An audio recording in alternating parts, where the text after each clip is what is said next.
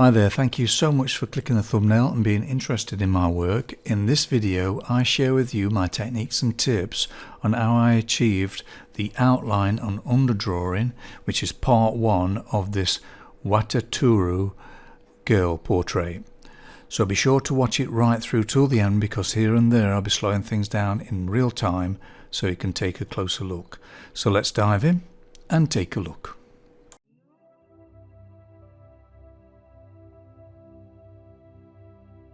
For the outline I'm using a quarter grid. Just gives you a little bit of a help there just to find the location of these shapes.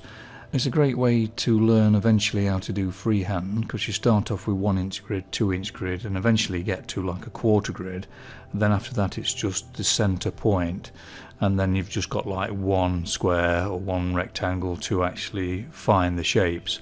So I'm holding my pencil quite away from the point and doing it quite loosely to start with. Then once I'm happy with the position of it, I'll start to firm it up. But it's just a case of guessing it to start with, and then eventually you start comparing one shape with another shape. The pencil I'm using is a Pastel 708, which is ideal for this because I'm using a pastel matte surface here, dark grey, and grey is a really good colour to use for the outline because any colour can be a grey colour just by adding its complementary colour, so blue and orange, red and green, yellow, purple. So whatever you're using, the grey colour won't cause mud, you see, so it's just desaturates. So that's why I use a grey. Now you can see how I'm comparing one shape with the other shapes just to get a comparison. I use the kneadable razor, it's a Faber-Castell, to actually sculpture the outline. So I'm shaping things up by just putting a line down, and then I can just change it by using the eraser then, just to get the correct sort of position of it. Now I use imaginary angles. So I'm using, here I'm just illustrating the angle of it with a pencil, but you just use the imagination of that line and then it gives you the location of these points. Also I'm using the pencil on a horizontal plane as well, so I'm comparing one area to another and get the sort of line on a horizontal plane. That helps you to find these points as well. So you can do that on a vertical as well, which you can see me doing here. So same sort of thing, horizontal and vertical. It's a big picture this is, so it's larger than life size, so I stand back a lot and look in the mirror as well and just try and compare everything and get a feel for it generally. Starting with the eyes now I've got most of the elements in on the bottom half of the face. It's just a case really of guesswork to start with, just putting it down and then moving it around, just keep playing with it really, just seeing how it looks, comparing again with one shape with another, measuring it, and then before long it shapes into the correct position then. Now to keep things nice and relaxed is to let go of the mind, open the heart, and let that reference image come into you. So you're actually drawing that reference. It feels like you're drawing it from inside your heart rather than you going outside of yourself to draw it, like tunnel vision. And that keeps things nice and centered. And then you start to relax and it becomes fun then. It's more like play rather than, you know, hard work. And you just play around. You can always change things, so you don't have to worry about getting anything in the wrong position at all. If you do find yourself getting overwhelmed by it, just take a short break, just 5 minutes or so, come back all afresh. That's all it takes really. And when you do have a break, just sit, relax, be quiet, keep breathing, and then just go back with a new perspective. If you're enjoying this video, why not subscribe? It's absolutely free, and then you're sure not to miss any of my future videos. Sometimes it's hard to see the outline. It's only when you start putting that form in, it starts to look like it. So don't worry about it too much, because everything can be changed when we start doing the underdrawing. Now these are Pastel pencils I'll be using for the underdrawing. along with these pencils here from Contier Paris. I'm using the blues and the reds because they've got better light fastness than the actual Carbothello pencils. Now I'm ghosting the image with a Faber-Castell kneadable razor.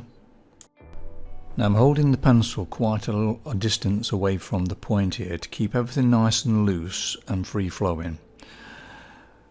Putting the white in first. Now I'm using the colour of the board as part of the tonal value, so less pressure for more mid-tones, more pressure for highlights, and generally I'm just getting a sort of basic form just using the white and the colour of the board. And then what I'll do with this is glaze over then with colours just to create the basic shapes. And I'm also focusing on the energy, so the more you can focus on the energy of the subject, the more it will shine through at any stage. Even with just doing these basic marks, the feeling of that person will shine through. Starting off with lemon yellow, yellow ochre, and a bit of blue there. Blue and orange is always a good combination for white of the eyes because it creates natural shadows. Great for teeth as well, by the way. I always tend to do the eyes together so I don't forget what colours I've used for one, so that if you do them together you can't go too far wrong. Slowing the pace down a little here just so you can actually see how I'm doing the eyes here with the burnt sienna and then the burnt umber. Now I'm letting the movement of my hand just happen, so I'm just focusing on the reference image and letting that image and that energy of that reference image just flow through me out my hands, and it just sort of happens. The more you can let go of the mind and thinking about doing it, the more you'll find it'll become automatic. So here I'm using blue and burnt sienna to create sort of nice purpley colours. It's really good for this sort of skin type. Adding that blue and brown for the pupil now, just to give it that little bit more depth, rather than using black at this stage. Now the purpose of the underdrawing is just to get everything in the correct place and redraw the outline to correct imperfections what I've created. So just using a basic combination of pencils just to create a little form. I'm not too interested in getting the value right, the chroma right, or the colour. It's just getting some sort of idea of what needs to be done and just basically just working on those shapes. What that does, it keeps you more relaxed because you're doing all this work of preparing. It's like a roadmap for when you start putting the rich colour stage on and the details. Everything's done underneath, so it becomes easier. So every stage you do makes the next stage easier. The reason I do this technique is because it keeps everything relaxed and it's more fun then. I mean, here I'm just really enjoying just being loose and sort of free flowing and not being concerned about the details and all that rich colours and that, and I'm just really enjoying flowing with it. And if you can get that spontaneity and that sort of feeling of freshness, that then tends to go into the next stage, so nothing becomes tight. Because if you start doing too much detail too soon, it becomes tight and bits of details everywhere. I'm trying to work on the whole thing, so when you do look at the portrait, you're not looking at details, you're looking at the personality and the energy of the person. If you enjoyed this video, why not give it a like and share it with your friends? It would mean so much to me because this would help the channel to grow. At this stage, you know, you can actually play with colours and find out what really needs to be done on the rich colour stage. Now if you haven't got these rich pencils I use from Caran d'Ache, you can use exactly these pencils I'm using now, but just add more pigment. But because I'm growing all the time, I'm finding these Caran d'Ache pencils are really improving my work, creating that sort of freshness I'm looking for as well. So I have to sort of evolve, so that's why I'm using the Caran d'Ache. But if you can't afford those pencils, just use these I'm using now, but just put more pigment down. And to the darkest areas I've introduced a little bit of black here, a brown and black together, just to create that sort of depth there. It's still not as dark as it should be, but it's just enough to create this low-key underdrawing. If you're interested in knowing how I do create shadows using complementary colours, I have got a free class for you. The link is in the description below this video if you want to check it out. And it's all about getting shadows for portraits, but it applies to everything you do. If it's a pet, landscape, seascape, same principle. So it's there for you if you want it, and it's in the description below, the link. Just slowing this down to real time now, so you can see I'm using small circles, dashes, just to create a little bit of texture there.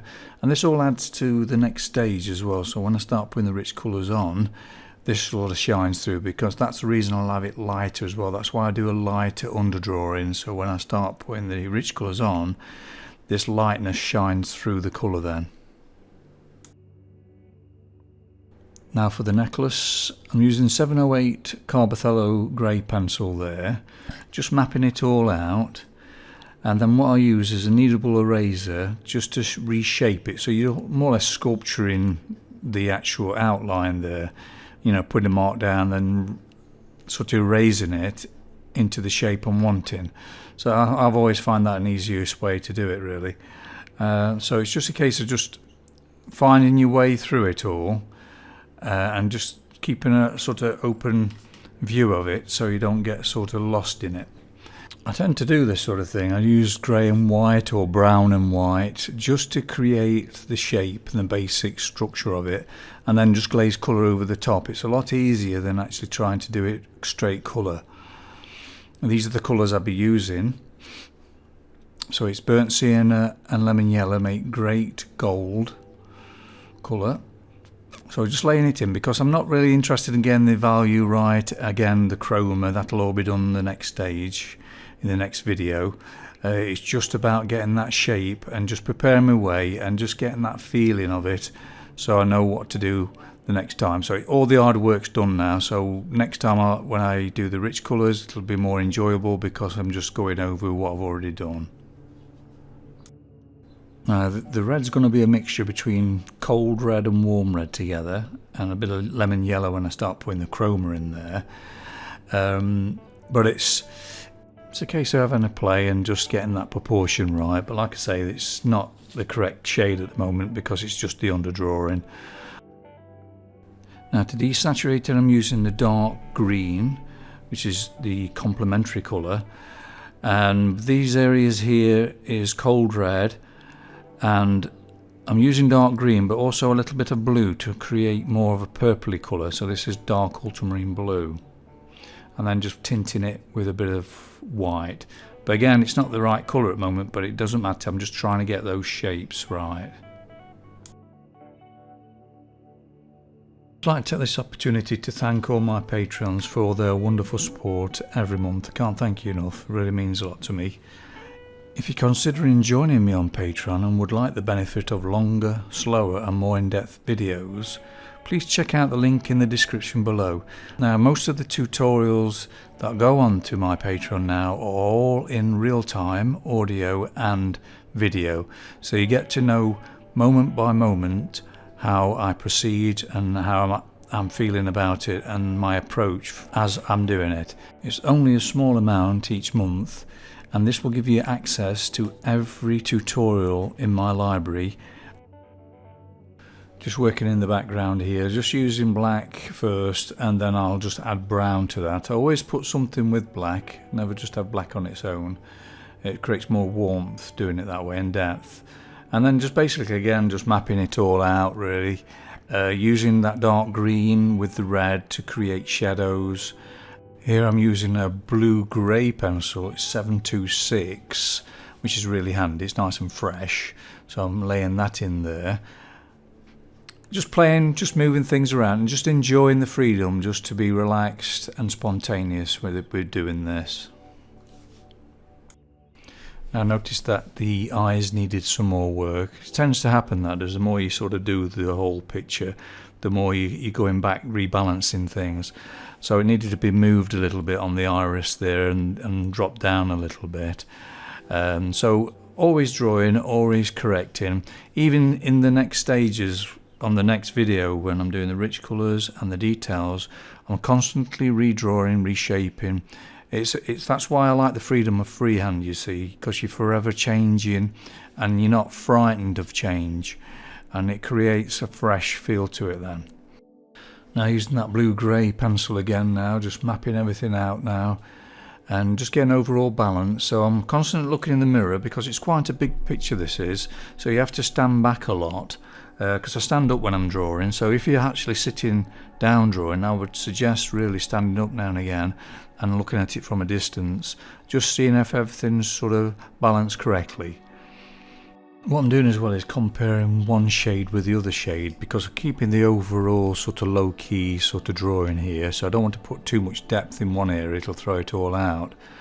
Now I noticed that this eye needed to be worked on again. Now I put the other areas in, so the iris needed to be moved, you know, slightly over. So this is a bit of real time for you, showing you how I'm changing that.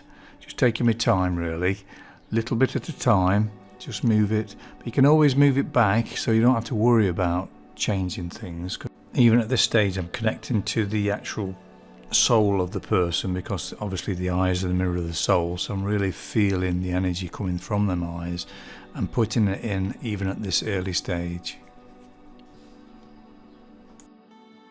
Now once all the elements are in there, then what I tend to do then is really step back and feel the whole of it, just make sure that everything seems to be in balance. So I'm altering one area there, another one here, trying to get that sort of feeling right, and I'm just listening to my heart. If it feels right, I know it's okay, but if it doesn't feel right, you know there's some work needs to be done. So I'm not really thinking about, oh, that don't look right. I'm feeling it, and if it doesn't feel right, it needs attention. It's surprising, a little bit of darkness here, a little bit of highlight here, a little bit of sort of changing makes all the difference. Thank you so much for watching the video right till the end, really appreciate it. Now there's quite a bit more work to be done on this eye, for instance. I can't really do that until I put the rich colours on here because it's throwing me a little bit at the moment. But I hope you enjoyed it, it's been really fascinating to do. If you have enjoyed it, please give it a thumbs up and share it with your friends. It will mean so much to me because this will help the channel to grow. If there's any questions at all, please leave a message in the comment section below this video and I'll get back to you as soon as I can. But in the meantime, if you want to watch any more of my work, please check out this video here. Take care, bye.